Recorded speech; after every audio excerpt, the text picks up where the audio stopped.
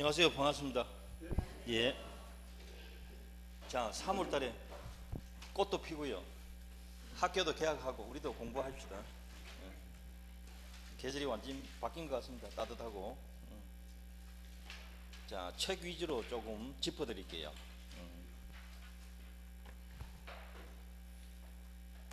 20페이지 보세요. 20페이지. 20페이지 보시면 권리의 종류가 나와요. 권리의 종류.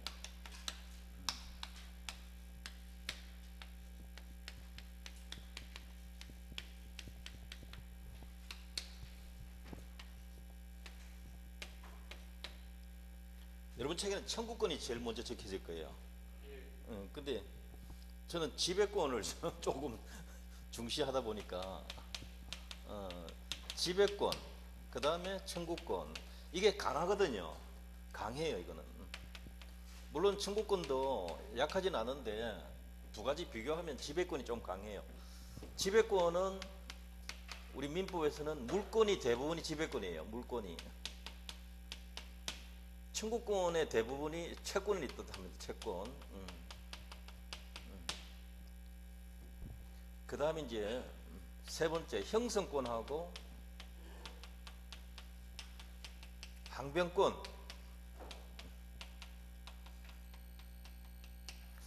요거는 꼭 알아두셔야 돼요. 이게 민법에서 요 권리의 종류가 이런 게 있다라는 건 꼭 구분하셔야 돼요. 기본적으로 알고 들어가야 됩니다. 형성권은 의사표시가 상대방에게 도달하는 순간 법 효력이 생깁니다. 그건 어떤 뜻이 있는가 하면 도달하자마자 효력이 생기니까 상대방이 거부하거나 동의하거나 뭐 할 틈이 있습니까? 없습니까? 그게 없습니다. 그래서 일방적 행위인데 보통 이게 형성권이 단독 행위고 일방적이다. 그게 의미가 있어요. 의사표시가 도달되는 순간 그러면 효력이 생긴다. 이건 꼭 기억해 두셔야 돼요. 어떤 게 있을까요? 취소권. 예. 우리 앞부분에 취소란 단어가 나오거든요. 취소, 요거 꼭 기억하셔야 돼요. 그 다음에 계약에서 제일 중요한 단어 하나 있습니다. 해제, 요거. 취소 안 하는 걸 뭐라고 해요? 추인, 요런 거. 부모가 미성자 법률 행위를 인정할게 하는 거 뭐예요? 동의, 요런 거예요. 예, 요런 거. 요 정도는 꼭 기억해 두셔야 돼요. 요 네 글자 정도는. 이제 또 시험에 낼 만한 단어들이 몇 가지가 있어요. 이제 공부하다 보면 또 그게 눈에 보이는데 처음에는 요건 꼭 기억하셔야 돼요. 자, 오늘 뭘 기억하라고요? 취소, 해제, 추인, 동의. 예, 4개. 예. 요거는 오늘 외웁시다. 예. 요거라도 외우셔야 돼요. 예. 그 다음에 항변권은 어떤 뜻인가 하면 상대방이 주장을 해요. 그럼 나는 못하겠다 이렇게 거절하는 거예요. 상대방이 주장 안 하는데 항변하는 건 아니고 상대방이 뭔가 요구를 하는데 나는 그 청구를 못 들어주겠다 이렇게 거부하는 거예요. 거부. 이해되시죠? 항변권은 다른 말로 하면 한자인데 이게 우리말로 가장 쉽게 바꾸면 거절권. 난 못해 아직. 나는 아직 못 해주겠어. 이런 거란 말이에요. 항변권은 거절한다는 거절권인데요. 여기에서 시험에 나오는 게 하나 있잖아요. 우리 민법에서 계약편에 들어가면 동시이행의 항변권. 이걸 꼭 기억하셔야 돼요. 동시이행의 항변권. 예를 들자면 매도인이 소유권 이전 등기 서류는 안 가져오면서 대금 청구 들어와서요. 잔금 달라고요. 자, 매도인이 서류는 안 주고 대금 달라 이래 됩니까? 안 됩니까? 안 된다고요?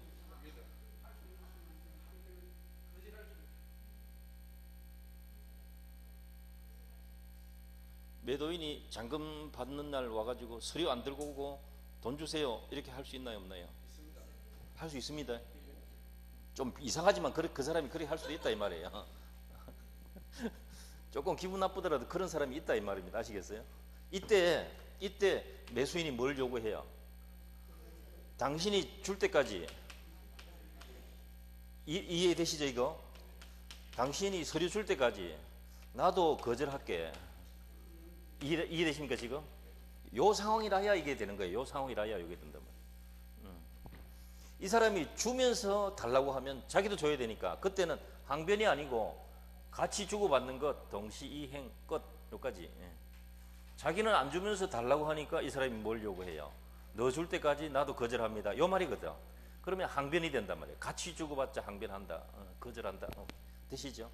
오케이. 요게 시험 위주로 나오는데 오늘 이제 양념 하나 더 해야 되겠죠? 3월이니까. 꽃이 피잖아요. 햇빛이 따사로우니까. 짧게 이야기할게요. 부모가 집이 한 채 있다. 3억짜리 아시겠어요? 근데 돌아가실 때 보니까 빚이 10억이에요. 상속 받는 사람은 자식 하나밖에 없어 지금. 주위에 아무도 없어. 아시겠어요?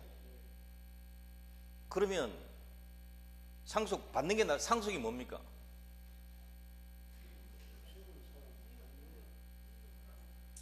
사망한 사람이 가지고 있는 권리만 받는 게 아니고 의무 둘 다 왕창 넘겨받는 거예요. 그 왕창 넘겨받는 거 그걸 뭐래요? 포괄적. 한자로 포괄이라 하거든요. 포괄 전체. 그러면 이 받는 게 낫습니까? 안 받는 게 낫습니까? 빨리 말해보세요. 아니 재산은 3억짜리 집 한 채고 빚은 10억인데 받는 게 나아요? 안 받는 게? 계산해 보세요 빨리. 산수를. 제한적으로 받는다. 제한적으로 받는다가 무슨 뜻이에요? 빚은 안 받고 재산만 받는다? 고래는 안 됩니다. 아시겠어요? 그렇게 빼딱하게는 안 됩니다. 그렇게 찰지게는 안 돼요. 그런 부분은 안 만들어 놨단 말입니다. 그러면 모든 상속인들이 빚은 안 받고 난 재산만 받기 이런 짓 할 가능성이 많잖아요. 그러면 채권자가 보호가 안 되잖아. 근데 이 아이를 하면 이 상속 받는 사람이 재산 어느 정도 있다. 그러면 뭐 갚으면서 좀 살아갈 수도 있겠죠. 근데 반대로 생각해 보세요. 아무것도 없는 사람이다. 예를 들어서 중학생이다. 지 학교 다닐 때도 힘들고 밥 먹는 것도 힘든데 빚을 어떻게 상속받습니까? 이거 어떻게 해야 되겠어요? 아예 상속 포기하면 상속 포기라는 단어가 있는데 그거는 받는 것도 안 받겠다 뜻이에요. 그러면 10억 빚도 안 받고 재산 3억도 안 받겠다. 둘 다 얘는 집 놔두고 나가야 돼. 이것도 너무 가혹하지 않아요? 가혹하단 말이에요. 이 아이가 잘못한 겁니까? 아니죠. 부모가 잘못한 거잖아요. 지금 빚이. 부모의 빚이란 말이에요. 근데 아이가 무조건 또 안 넣으면 이것도 좀 곤란. 그래서 절충이 있다. 빚은 안 지고 재산만 받는 이건 안 됩니다. 내 분명히 얘기하는데 그런 제도는 우리나라에는 없고 내가 3억을 재산 상속 받잖아요. 요만큼만 갚을게. 내가 취득하는 재산만큼만 내 목만큼만 빚을 갚을게. 아시겠어요? 한정해서 내가 받는 부분에 한정해서 내 말 이해됩니까 지금? 빚을 감당할게. 나머지 빚은 나는 못 갚는다. 안 받겠다 이 말이에요. 그게 딱 하나 있다 이 말입니다. 한정상속. 무슨 상속? 아니 무슨 상속? 한정상속. 그거하고 좀 다릅니다. 이거는 그래도 갖겠다는 의사가 있는 거죠. 3억이라도 내 몫을 갖겠다는 상속인은 한 명일 수도 있고 여러 명일 수도 있거든요.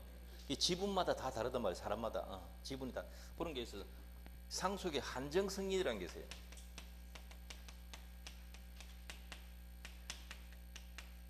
상속의 한정승인이라는 것이 있는데 내가 취득하는 만큼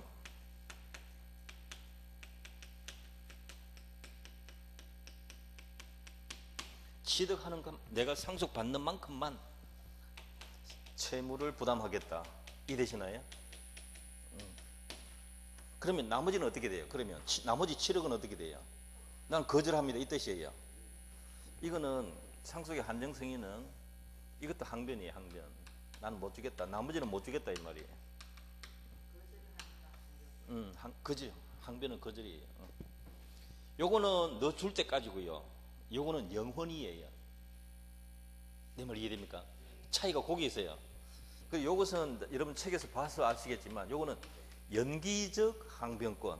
요거는 영혼이니까 영구적 해도 되고 항구적 항변권 이렇게 요 단어가 차이가 있어요. 그렇지만 이걸 왜 이야기하는가? 항변권 하면 우리가 동시에 항변권만 기억했다가 혹시 상속의 한정승인 이 말 탁 나오면 이게 또 뭐지? 이렇게 당황하는 것보다 한번 이렇게 꼽히는 날 한번 들어두면 반갑다 이 말입니다. 영 거부감은 없다.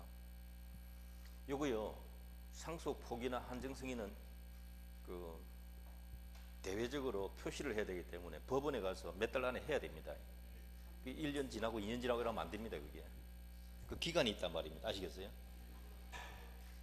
그러니까 선조가 사망하면 빚이 있나 없나 빨리 확인해가지고 빨리 이걸 조치를 취해야 된다. 법원에 가서. 안 그러면 상속 포기 안 한 사람 얘가 하나 있어요. 태아가 상속 포기 안 했거든. 뭐 말인지 알겠어요? 할아버지 빚을 자식들은 다 포기했는데 태아를 포기 안 시켜가 태어나자마자 포기시켜야 되거든요. 그걸 안 시켜가지고 나중에 손자가 전부 다 덮어섰던 적이 있습니다. 그걸 그러니까 법원에 빨리 신고해야 된다. 그 정도는 이제 법률 상식으로 알고 있어야 된다. 아시겠죠? 오케이. 그거는 시험에 안 나옵니다. 요거는 이제 꼭 시험에 나오는 거고. 자, 청구권은 채권자가 채무자에게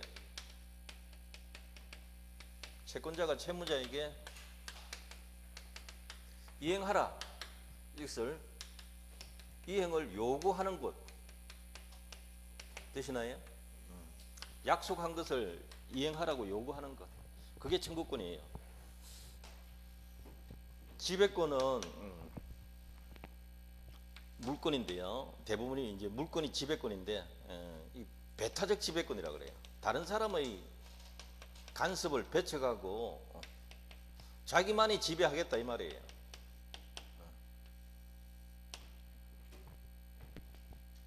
배타적 지배권. 배타성이라는 게 타인의 지배를 배척한다. 나만 지배하겠다. 요거를 꼭 알아두시면 좋겠습니다. 자, 그 정도 해서 봐두시고 다음 페이지 보시면 사람은 권리 주체입니다. 사람이 뭐라고요? 사람은 권리 주체입니다. 이건 까먹으시면 안 되십니다.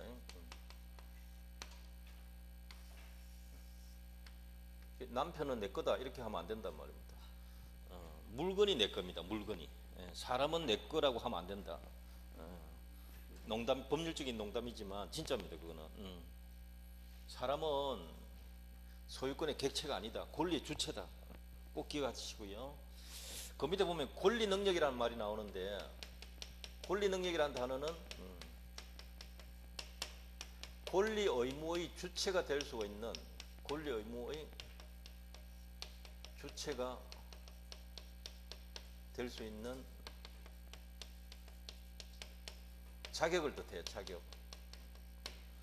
권리 의무의 권리 주체가 될 수 있는 자격 이렇게 하면 돼요. 권리 주체가 될 수 있는 자격, 권리 능력. 태어나면 사람은 태어나면 권리 의무의 주체가 된다 이렇게 돼 있어요. 그러면 사망하면 권리 능력 상실이다 이 말이에요. 언제일까요?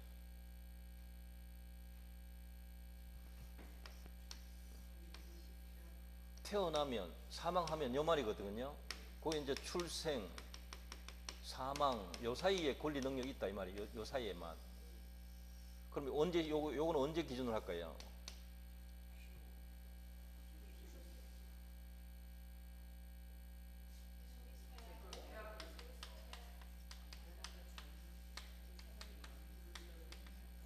우리 민법은 완전 노출수.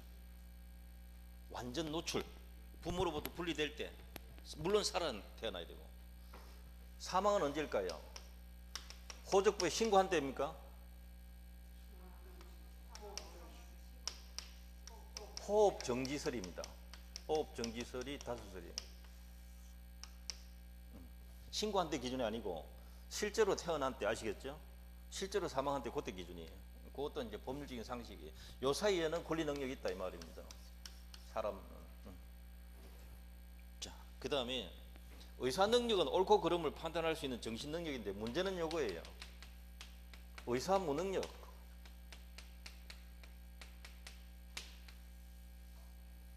어제 아래도 희한한 뉴스가 나왔습니다. 부산 항구에서 러시아 배가 광안대교 그 못 지나가거든요. 그 큰 배는 다리가 부닥친단 말이야. 근데 그걸로 가서 확 들어박으면 사건이 있습니다. 그러니까 잡아보니까 술 먹은 것 같더라. 해가지고 지금 구속시켜놨거든. 그래놓고 지는 술 안 먹고 나중에 들어받고 난 뒤 한 잔 못 대란다. 어디서 배웠는지 몰라. 한국 사람한테 배웠는지 모르겠죠. 교통사고 내고 난 뒤에는 맨날 술집에 뛰가 한 잔 못 보잖아요. 잡히기 전에. 사고 내고 못 대란다니까. 하여튼 형법에서 의사무능자는 그 형을 감경하도록 되어 있거든요. 근데 고의로 그래 하면은 감경 안 하도록 되어 있습니다. 그 두 가지가 법이 다 했다고. 일반인들 몰라서 그런데 의사무능자 법률행 민법은 무효입니다. 이 사람 법률행이 뭐라고요? 무효다. 이게 절대적 무효입니다. 모든 사람에게 무효다. 이게 의미가 있어요. 의사무능자 법률행위는 무효다. 꼭 기억해 두시고. 그 다음에 이제 하나 미성년자. 미성년자는 만 19세로 성년이 된다 되어 있으니까 19세 미만 생일 전날까지는 미성년자인데 이 사람의 법률 행위는 부모 동의가 없으면 취소할 수 있다. 뭐 할 수 있다? 취소할 수 있다. 이렇게 되어 있어요. 요게 중개사 시험에 한 번씩 나올 수가 있어요. 미성년자가 부모 동의 없이 부동산 거래했을 때 취소 대상이다. 요걸 하나 기억해 두시면 돼요. 나머지는 거의 시험에 안 나옵니다. 놔두고 그 다음 오른쪽 페이지 보시면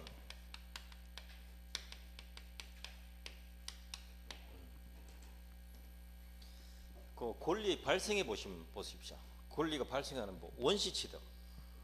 원시취득이라는 것은 자신에게 권리가 최초로 생기는 걸 뜻해요. 여기 시험 제일 많이 나오는 게 있습니다. 첫 번째 보시면 건물 신축이 나와요. 신축. 건물 신축. 신축자가 원시취득한다. 꼭 기억하셔야 됩니다.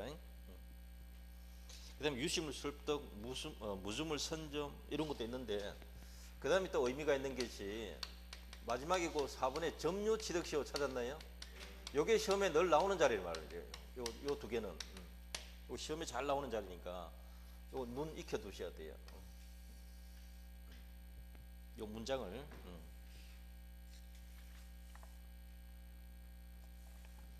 자, 다음 페이지.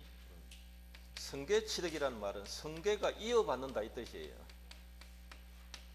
이렇게 이어받는다 이 뜻이에요. 하나하나 이어받는 것을 뭐 특정 성계라고 하는데 이어받는 것도 두 가지 종류가 있어요. 넘겨줘서 받는 이전적 성계가 있고 설정해서 주니까 이어받는 설정적 성계, 이전적 성계, 설정적 성계 이렇게 두 가지 종류가 있어요. 여기는 물건, 부동산 하나하나 넘겨받는 것을 특정 성계, 특정 성계. 상속은 모두 다 받기 때문에 포괄 성계 이렇게 해요. 요것만 구분하면 돼요. 과거에는 요 포괄 성계가 서너 번 시험에 나오기도 했었어요. 특정 성계는 매매 등을 통해서 하나씩 이어받는 것, 포괄 성계는 상속 같은 경우다. 이렇게 하시면 돼요. 요 구분하시면 돼요. 설정적 성계는 설정이라는 단어가 들어가요. 전세권 설정 이렇게 하잖아요. 전세권 설정 받았다 하면 돼요. 들어오는 사람은 받는 거죠. 설정해 주는 사람은 주인이고. 그래서 이게 설정적 성계라는 거예요. 별거 없어요. 문장이 똑같기 때문에 잘 안 내요. 글자가 같으면 그냥 봐도 아니까 시험에 잘 안 된다는 거지. 이런 게 있다는 거 처음 할 때는 한 번씩 봐둬야 됩니다. 거기 있고 그 다음에 권리 변경해 보면 제일 밑에 질적 변경이라는 게 있어요. 질적 변경. 여기에 어떤 게 있는가 하면 뭐 1번에 그 푸른색으로 글을 적어놨는데 보니까 특정물 공장을 일으킨 특정물 인도 의무가 특정물 인도 채무가 이것이 채무 불이행 때문에 뭘로 바뀌는가 하면은 손해배상 채무로 바뀌어요. 이렇게 바뀐다 이거. 요걸 질적 변기나 그래요. 요거 하나 기억해 두시면 좋아요. 시험 내면 요거 하나 낼 정도란 말이죠. 뭐 물상대위도 있는데 그까지 기억 안 해도 되고요. 요거 하나 기억해 두시고. 그 다음에 오른쪽 페이지 보시면 작용의 변경. 요 두 개를 구분하셔야 됩니다. 요거를 질적 변경을 작용의 변경이라고 시험 낸 적이 있단 말이에요. 제목을 살짝 바꿔놓고 작용의 변경이 어떻게 있는가? 요거는 두 가지를 알아두셔야 돼요. 임대차 계약은 당사자 간의 효력이 있거든요. 근데 이것이 등기가 되면 대항력 생긴다. 되시나요? 등기하면 대항력 생깁니다. 등기 안 하면 대항력이 없지만 당사자 간의 효력은 있습니다.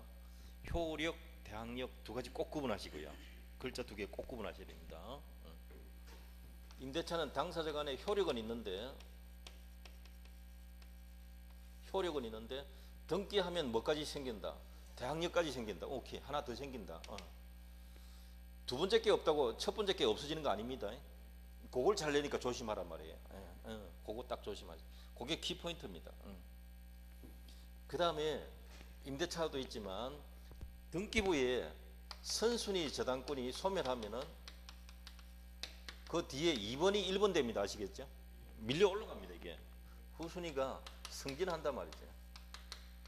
순위 승진의 원칙이라. 외국에서는 이게 없는 나라도 있는데요. 우리나라는 이게 있어요. 이 방법 해요. 이게 힘이 강해지는 거거든. 앞에서 없어지니까 한 순위 올라간다. 요거는 효력만 있다가 등기하면 대항력까지 생긴다. 이렇게. 요거는 민법에서 중요한 개념이에요. 자, 요 정도는 꼭 알아두셔야 되는 문제고요. 권리 소멸 이런 것들은 크게 어려운 거 없습니다. 잘 내지도 않습니다. 별로 물어볼 것도 별로 없어요. 다음 페이지 보시면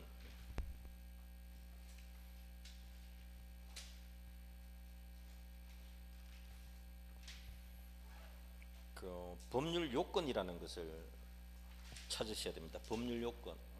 법률 요건 보시면 여기서는 어떤 전제 조건 갖추면 그로 인한 법률 효과가 발생한다 이렇게 해놨죠. 요 한 문장이 중요하단 말이에요. 부연 설명할 필요 없이 이런 뜻이에요.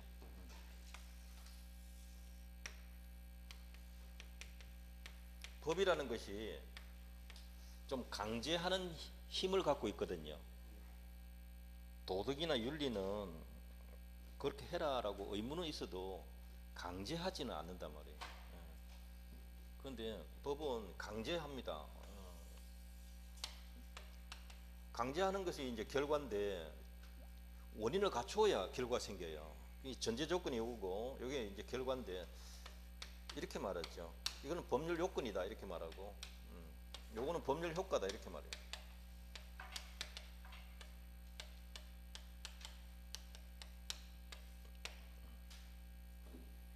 이게 어디서 나왔는가 하면 이게 법의 구조예요. 그래서 저도 늘 이렇게 공부만 해오다가 우리가 어릴 때부터 결과만 중요하다고 결과 위주로 쭉 외워오는 습관이 있는데 저는 대학에 가서 이걸 먼저 더 집중했습니다. 이게 달라지면 이게 다 달라지거든요. 그렇잖아요. 이게 중요하더라고요. 그래서 이 부분이 사실은 훨씬 더 중요해요. 이것만 만들어 놓은 거 법만 보면 되는 거니까. 그럼 이 효과 생기려면 이 요건 반드시 갖추어야 돼요. 그래서 전제 조건하고 결과예요. 이걸 여러분 이 책의 제목이 뭐라고 해놓은 거면 권리 변동의 원인이라 해놨잖아요. 원인이고 여기는 결과예요. 이게 결과예요. 결과. 이거 권리 변동이에요. 틀이 이렇게 되는 거예요. 이해되죠? 이 조건 하에 이 결과가 나오는 거예요. 결혼을 해야 부부 될 거 아닙니까? 예를 들면 그렇던 거죠. 혼자서 무슨 부부입니까? 그죠? 결혼해야 부부다. 이렇게 쉽게 이야기하듯이 그렇게 할 수 있어요. 이제 이 법률 요건에 뭐가 있는가 하면 종류가 두 가지가 있다. 그게 하나는 법률 행위로 인한 것이 있고 하나는 법률 행위가 아닌 경우가 있어요. 이 아닌 것을 뭐라 하는가 하면 법률의 규정이라 그래요. 이게 더 중요한 거예요.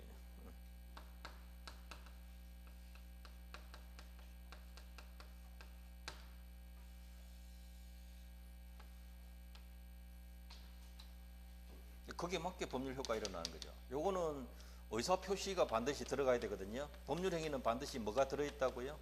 의사표시가 들어있어요. 자기가 원하는 바가 들어있거든요. 그럼 원하는 대로 법률 효과가 생기는 거예요. 근데 법률의 규정은 법률의 규정에 따라 효과 생기는 요게 차이가 있을 뿐이에요. 그럼 여기서는 핵심이 의사표시고요. 여기는 법률의 규정이에요. 요거는 법 자체를 알면 되는 거고, 요거는 의사표시를 잘 해석해야 돼요. 오케이? 그게 민법에서 이건 어느 법이든 다 있거든요. 뭐 특별한 게 없다 이 말입니다. 법이 지킨 대로만 하면 돼. 그것만 알면 돼. 근데 요거는 당사자 의사가 나타나기 때문에 객관적으로 정확히 해석해야 돼. 그게 민법의 핵심이란 말이에요. 예. 그거 판단을 몇 번 한다고요? 우리나라에서는 다툼이 있으면 3번 하는 거예요. 1심에서 한번 해보고 2심에서 한번 가보자, 또 한번 해보자, 마지막에 3심까지 한번 가보자. 이 3심 3세판 제도가 있단 말이죠. 누가 재판해 주나요? 법관이 결정 내려준다. 법관이 주관적으로 결정해야 됩니까? 객관적으로 결정해야 됩니까? 법률과 양심에 따라 해야 된다. 아시겠죠? 그 헌법에 그렇게 적혀 있어요. 법률과 양심에 따라. 그 양심이 자기 개인적인 양심 아니고요. 지 기분 아니고요. 누구 눈치 보고 하는 거 아니고요. 뭔 말인지 알죠 지금? 객관적 합리적 양심에 따라 해야 돼요. 이런 상황에서는 이럴 수밖에 없다라고 하는 그런 상황을 만들어 생각해내야 돼요. 객관적으로 해야 돼요. 나중에 후대에서 볼 때 100년 후에 후배 판사가 볼 때 이 판사 제대로 했네. 반대로 이 판사 이 정신 나갔나? 왜 이렇게 판결 내려놨노? 이래 되면 되겠습니까? 안 되겠습니까? 안 된다 이 말입니다. 100년 후를 바라봐야 돼요. 후배들. 그 논의가 필요한 거예요. 논의가, 토론이란 게.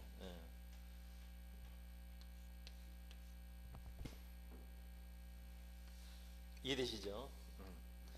자, 법률 요건에는 뭐가 있다고요? 2가지가 있습니다. 첫째 뭡니까? 법률 행위. 또 하나는요, 법률의 규정. 이렇게 기억하시죠. 요 2개 꼭 기억하셔야 됩니다. 요건 부동산과 관련하면 186조, 요거는 187조. 기억납니까? 요 2 조문은 10번씩 서라고 내가 이야기했거든요. 부동산 관련 조문 2개 반드시 알아야 되는 자리입니다.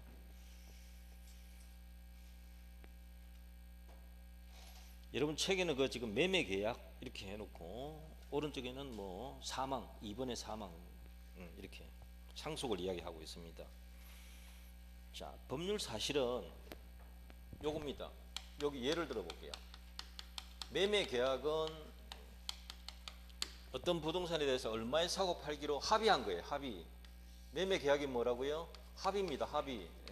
계약은 합의인데 매매라는 단어는 재산권 넘기기로 약속하고 대금 주기로 약속하는 거예요. 그러면 이것을 얼마에 팔겠다라고 말하는 것을 뭐라고 해요? 청약의 의사표시. 청약 의사표시. 이렇게. 나는 그 가격에 살게라고 하면 승낙의 의사표시예요. 요 2개가 일치되면 계약이 성립하는 거예요. 매매 계약이. 요런 구조란 말이에요. 요걸 꼭 기억하셔야 돼요. 머릿속에 들어가야 돼요. 그러면 매매 계약은 요거 보세요. 매매 계약은 법률 요건이에요. 그 중에 어느 걸까요? 법률 행위, 여기에 해당한다 이 말이에요. 아시겠어요? 요 그림이란 말이에요. 이걸 논리적으로 말을 한단 말이에요. 문장 속에서. 매매 계약은 법률 요건이면서도 법률 행위다. 다만 매매 계약 안에는 뭐가 들어있어요? 의사표시 2개가 들어있죠. 요 들어있는 요것을 뭐라고 하는가 하면 법률 사실이라 그런다. 법률 사실. 주문의 안에 들은 요 반지 2개를 법률 사실이라 부른다고. 그럼 매매 계약은 법률 사실입니까? 법률 행위입니까? 법률 행위면서도 법률 효과입니까? 법률 요건입니까? 법률 요건이다. 이런 식으로 수십 번 출제했습니다. 지금은 안 하는데 요 훈련을 굉장히 많이 했단 말입니다. 시험에서도. 그럼 매매 계약 성립하면 효과가 어떻게 되는가? 어떤 결과가 나오는가? 법이 너 판다고 해서 팔아야 돼. 넘겨주라 합니다. 넘겨주라. 그건 뭐라고 해요? 재산권 이전 의무. 이 사람은 대금 지급 의무 되시죠? 의무를 뭐라고 번역하면 됩니까? 채무. 자, 계약하니까 2 사람한테 채무가 각각 생긴 거예요. 법률 효과 생겼잖아요. 남의 채무 이어받았습니까? 자기 채무가 탁 생겼습니까? 처음 생긴 거잖아요. 이거 원시취득이라 한단 말이에요.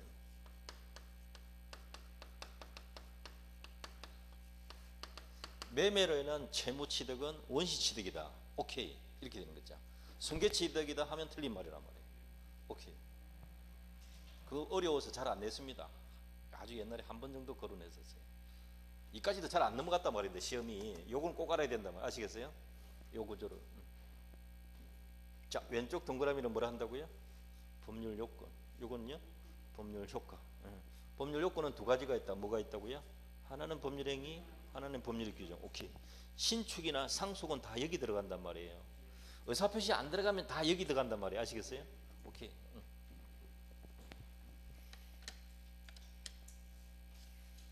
법률 사실에는 종류가 여러 가지가 있는데요. 이건 나중에 하다 보면 알게 됩니다. 다음 페이지 넘겨보시면 자, 31페이지 법률행위라는 단어가 있습니다. 제목인데 도표로 많이 그려놨는데요.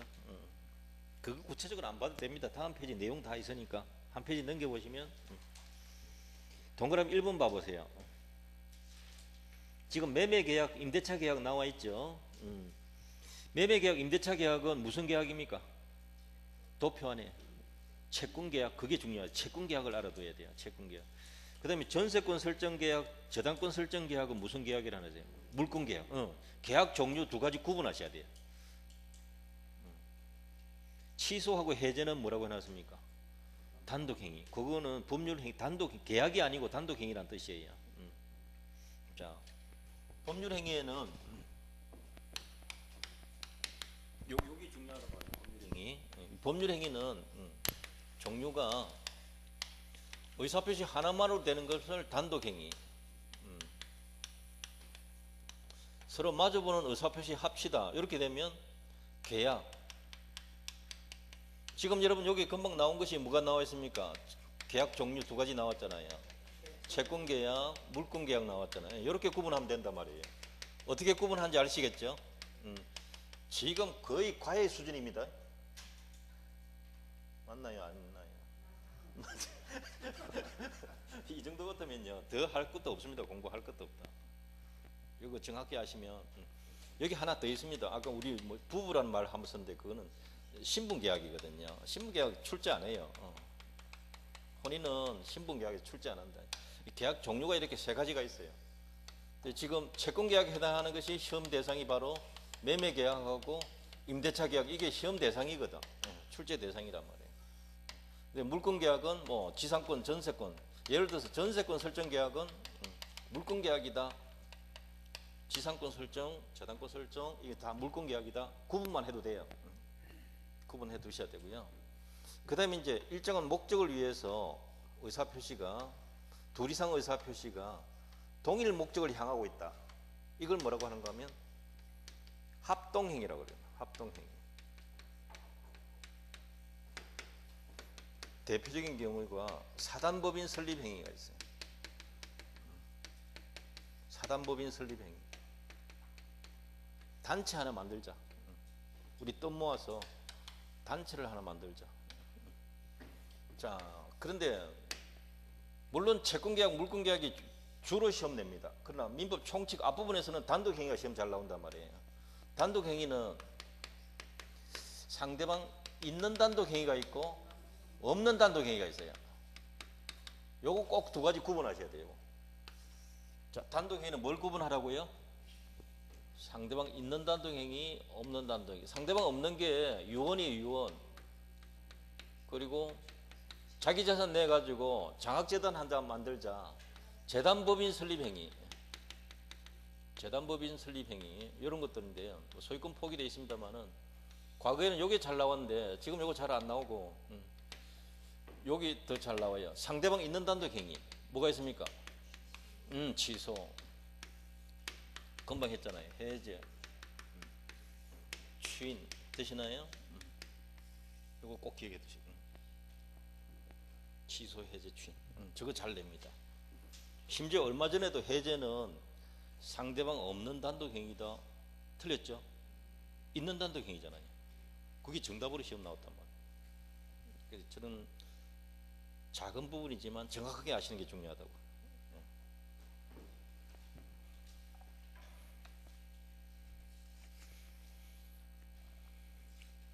자, 오른쪽 페이지는요.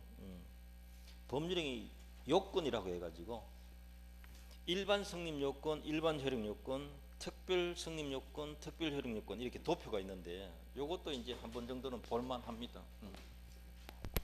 자, 여기서 보면 일반 성립 요건은 그냥 법률행위는 기본적으로 이게 필요합니다. 기본적인 거다 이 뜻이에요. 일반적 성립 요건은 기본적으로 필요한 것이다.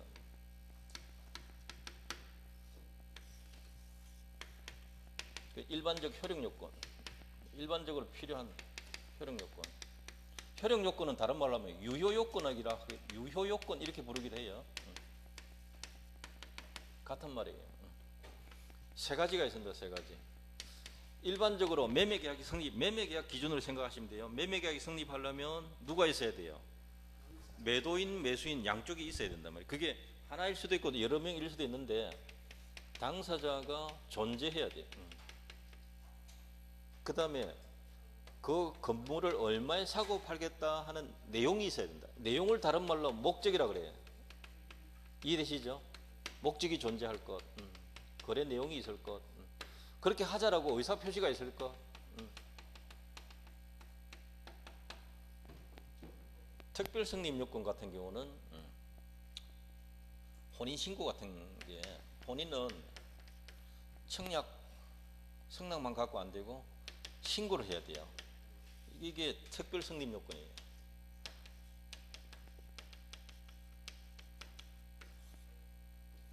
그 다음에 이제 효력 요건인데 이거는 이제 당사자가 법률행위가 유효하게 되려면 당사자가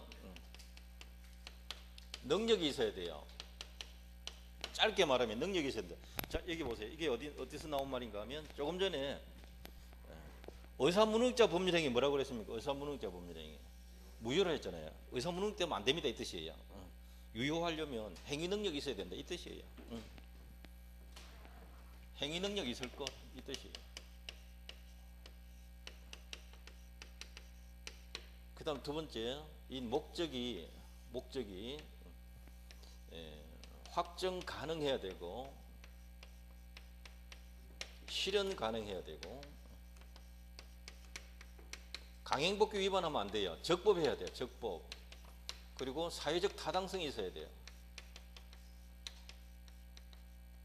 이런 것이 하나라도 없으면은 무효가 돼요. 무효가. 의사 표시가 일치해야 돼. 의사와 표시가 일치해야 되고요. 하자가 없어야 될 것. 하자 없을 것. 자, 사회적 타당성이 민법 조문 103조예요. 또 104조 불공정한 법률 행위도 그 중에 일부가 돼요. 일치하지 않는 걸 뭐라 할까요? 불일치. 이 불일치는 어떻게 해결하노? 하는 것이 우리 민법 조문이 시작해요. 107조, 108조, 109조 요거예요. 하자 있는 게 있어요. 하자 있는 의사표시. 하자 있다. 요거 110조예요. 110조. 요 조문들 다 시험 내는 거 아시죠? 요거. 이렇게. 요거 시험 다 나오는 겁니다. 그 다음에 이제 특별 효력 요건이 있는데 특별히 그러한 법률 행위는 이것도 더 갖추어라. 대리인이 법률을 하게 되면 대리권이 존재할 것 이런 거. 기한이 있으면 기한이 도래해야 유효가 되거든요. 기한 도래할 것 뭐 이렇게. 조건이 있으면 조건이 성취될 것 뭐 이런 것들이 특별히 그때 필요한 것들이다 이 말입니다. 특별히. 이렇게 요 정도 받으시면 돼요. 요게 기본 틀이에요. 요걸 알아야 돼요. 여기서 시험 잘 나오는 거예요. 요거는 어쩌다가 한 번씩 나오는 것이고요. 요 부분이 잘 나오는 것이라고요. 효력 요건. 어딘지 아시겠죠? 효력 요건. 핵심이 뭐라고요? 효력 요건. 근데 하나 놓치면 안 돼요. 첫 번째 계단이 뭡니까? 성립. 요건 두 번째 계단입니다. 이걸 첫 번째 계단을 외우고 있으면 안 된단 말이에요. 요거 다음에 요거 따지는 거거든요. 성립 안 했으면 효력 따진다 안 따진다? 안 따집니다. 불성립이면 여기서 입장을 못해요. 끝이에요. 여기서. 불성립이면 무효다 이 말은 있을 수 없는 말입니다. 여기서 끝이니까. 불성립이면 무효다 하면 안 돼요. 성립해야 유효 무효 따진단 말이에요. 그게 제일 쉬운데 제일 어려운 거예요. 일반인들은 그걸 배운 적이 없어서 구분이 잘 안 된단 말입니다. 무효는 어느 단계를 거쳐와야 돼요? 성립 단계를 넘어와야 돼. 오케이. 그렇게 이해하셔야 돼요. 성립을 못 거쳤으면 불성립에서 머문다고요. 그냥.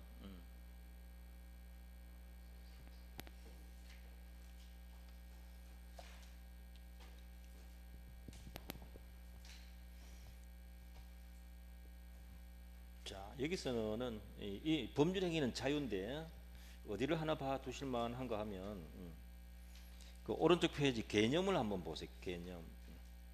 개념의 1번 보면 33페이지 1번 개념. 법률 행위가 당사자 의도대로 효과를 발생시키기 위해서는 일정한 요건 갖춰야 한다. 법률 행위가 성립하여서도 효력 요건 갖추지 못하면 효과가 발생하지 않습니다. 이해되죠? 예. 성립 요건 갖춰야 효과 따진다 이 말이잖아요. 그래서 성립 요건, 효력 요건 두 가지 구분하는 겁니다. 입증 책임 보세요. 입증 책임. 두 사람 사이에 다툼이 생기면 무효라는 걸 누가 입증해야 돼요? 무효입니다. 누가 입증해야 돼요? 유효입니다라고 주장하는 자가 유효를 입증해야 될까요? 아니다, 무효다라고 하는 사람이 무효를 입증해야 될까요? 둘 중에 하나만 하면 되는데 무효다 하는 사람이 무효 사유를 드러내야 돼. 그게 포인트란 말이에요. 그거 하나 딱 기억해 두세요. 그럼 여러분, 이 사람이 이게 사람이다. 이 사람이 뭘 훔쳤다 칩시다. 자기가 훔쳤다고 입증해야 됩니까? 검사가 이 사람이 훔쳤다는 걸 입증해야 됩니까? 그게 형법이에요. 그거 하기 위해서 누가 뭘 띱니까? 경찰하고 검사들이 뛰다니다 수사하러 다닌다. 뭔 말인지 알겠습니까? 다만 중요한 게 있어요. 수사를 하되 사람을 해쳐가면서 수사하면 됩니까? 안 됩니까? 안 돼요. 수사관도 적법 절차 지켜야 됩니까? 안 지켜도 됩니까? 지켜야 돼요. 그게 중요한 거예요.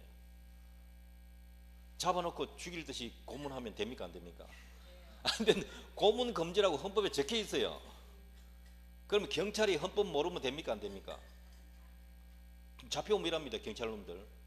너는 상사가 시킨 대로 했다. 그럼 닭이 시켜도 따라 할 거냐? 내가 그럽니다. 옛날 경찰 애들 많이 합격시켰는데요. 경찰 애들은 인권을 존중해야 되고 적법 절차를 준수해야 돼요. 여러분 잘 들어보는 거 모르겠는데 미란다 원칙 이 말 많이 들어봤을 거예요. 체포 직전에 불러줘야 돼요. 변호인 도움 받을 수 있다. 지금부터 하는 말은 당신한테 불리하게 적용될 수 있다. 이해되나요? 그걸 반드시 알려줘야 돼요. 그 절차란 말이에요. 절차. 법 절차. 그걸 무시하면 무법인 거죠. 별거 아닌데요. 그게 꼭 지켜야 돼요. 자, 입증 책임이 민사에서는 입증 책임 이게 굉장히 중요하단 말이에요. 이게 한 번씩 시험에 잘 나옵니다. 유효를 입증할까요? 무효를 주장하는 사람이 무효를 입증해야 될까요? 무효를 주장하는 사람이 입증해야 된다. 그거 하나가 아주 중요해요. 그게 기본 원칙입니다. 예외가 있긴 한데. 반대로 동그라미 2번 보세요. 유효 주장하는 사람은 유효 요건을 입증해야 되나요? 성립만 했다고 주장하면 될까요? 그렇지, 성립 요건만 입증하면 돼요. 반대로. 그게 차이가 있어요. 자, 그 밑에 3번 농지 취득 자격 증명이 나오는데 이거는 여러 번 시험 나왔습니다. 농지 취득 자격 증명은 농지에 대한 매매 계약하고 이 자격 취득 증명을 받아가지고 이전 등기할 때 제출해야 되는 서류예요. 그럼 이거 안 받으면 매매 계약이 무효가 된다. 그대로 유효다. 그대로 유효입니다. 오케이.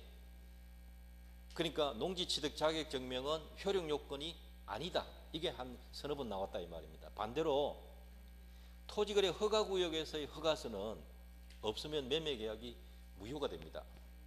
그게 달라요. 그 두 개가 포인트란 말이죠. 토지거래 허가서는 없으면 무효가 되니까 효력 요건 맞고, 이해되시죠? 이 농지 취득 자격 증명은 효력 요건이 아니다.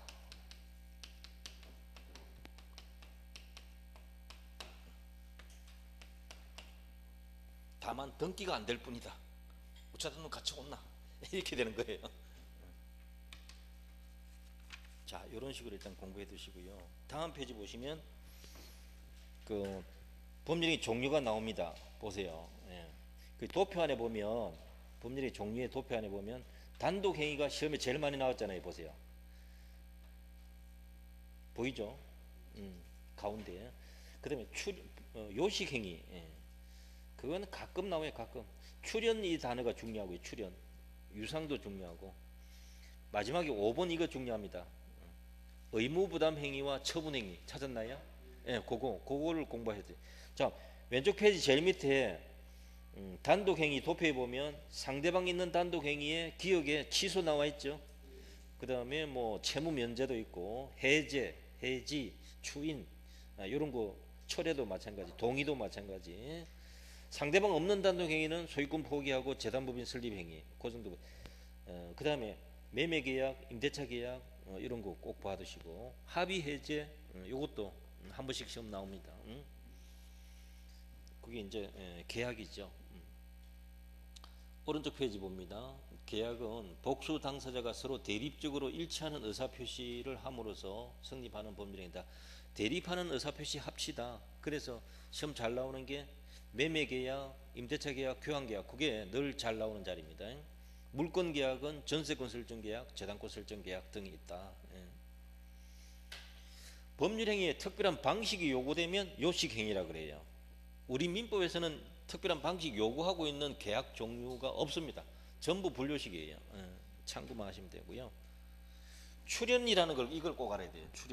출연이라는 단어는 자기 재산 감소시키고 상대방 재산 증가시키는 행위. 요 말 이해됩니까? 요걸 출연이라고 그래요. 출연. 마주보는 출연하면은요 유상이라 그래요. 유상행. 출연 개념 뜻. 출연은 법률행위입니다.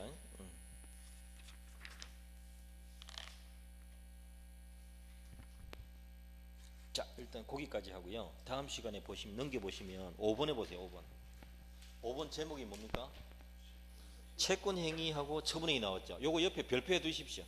아예 별표해 두시고 이거는 생략하고 넘어가면 안 되고 페이지 넘길 때 한 번씩 꼭 읽어봐야 된다.